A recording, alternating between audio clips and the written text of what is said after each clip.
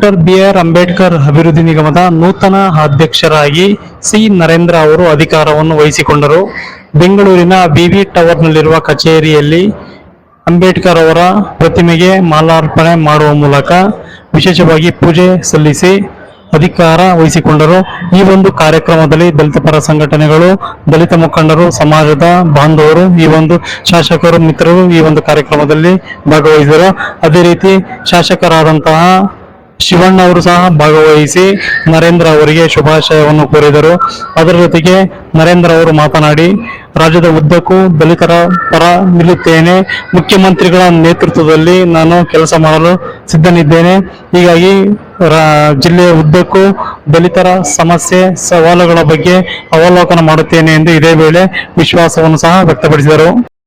ಡಿ.ಕೆ. ಶಿವಕುಮಾರ್ ಅವರಿಗೆ ರಾಷ್ಟ್ರೀಯ ಕಾಂಗ್ರೆಸ್ ಪಕ್ಷದ ಅಧ್ಯಕ್ಷರಾದಂಥ ಸನ್ಮಾನ್ಯ ಮಲ್ಲಿಕಾರ್ಜುನ್ ಖರ್ಗೆ ಅವರಿಗೆ ಎಲ್ಲ ಮುಖಂಡರಿಗೂ ಕೂಡ ಅವರನ್ನು ಅಧ್ಯಕ್ಷ ನೇಮಕ ಮಾಡಿದ್ದಕ್ಕೆ ನಾನು ವಿಶೇಷವಾಗಿ ಅಭಿನಂದನೆಗಳನ್ನು ಸಲ್ಲಿಸ್ತೇನೆ.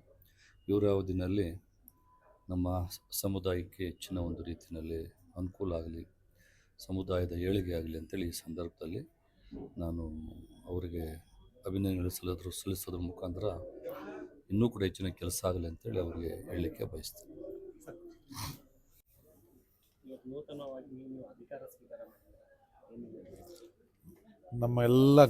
ನಮ್ಮ ವರಿಷ್ಠರಿಗೆ, ಮಾನ್ಯ ನಮ್ಮ ಮುಖ್ಯಮಂತ್ರಿ ಡಿ.ಕೆ. ಶಿವಕುಮಾರ್ ಸಾಹೇಬ್ರವರಿಗೆ ಮತ್ತು ಮಲ್ಲಿಕಾರ್ಜುನ್ ಖರ್ಗೆ ಸಾಹೇಬ್ರಿಗೆ, ಎಲ್ಲ ನಮ್ಮ ಕಾಂಗ್ರೆಸ್ ಪಕ್ಷದ ಎಲ್ಲ ಗೌರವಾನ್ವಿತ ನಮ್ಮ ವರಿಷ್ಠರಿಗೆ, ಮಾನ್ಯ ಮಾಜಿ ಮುಖ್ಯಮಂತ್ರಿ ಸಿದ್ದರಾಮಯ್ಯ ಸಾಹೇಬರು, ಉಪಮುಖ್ಯಮಂತ್ರಿಗಳು, ಎಲ್ಲ ನಮ್ಮ ಕಾಂಗ್ರೆಸ್ ಪಕ್ಷದ ಎಲ್ಲ ವರಿಷ್ಠರಿಗೂ, ಮುಖ್ಯಮಂತ್ರಿಗಳಿಗೂ ಎಲ್ರಿಗೂ ಧನ್ಯವಾದಗಳನ್ನು ನಾನು ಅರ್ಪಿಸ್ತೇನೆ.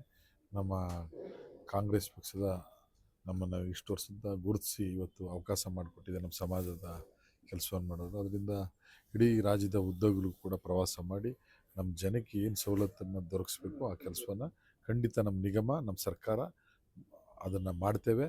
ಮತ್ತು ನೊಂದು ಜನಕ್ಕೆ ನ್ಯಾಯ ಕೊಡಿಸುವಂಥ ಕೆಲಸವನ್ನು, ಸವಲತ್ತನ್ನು ಕೊಡಿಸುವಂಥ ಕೆಲಸವನ್ನು, ಆರ್ಥಿಕವಾಗಿ ಅವ್ರನ್ನ ಮೇಲೆತ್ತುವಂಥ ಕೆಲಸವನ್ನು ನಮ್ಮ ನಿಗಮ ಮಾಡ್ತೇವೆ.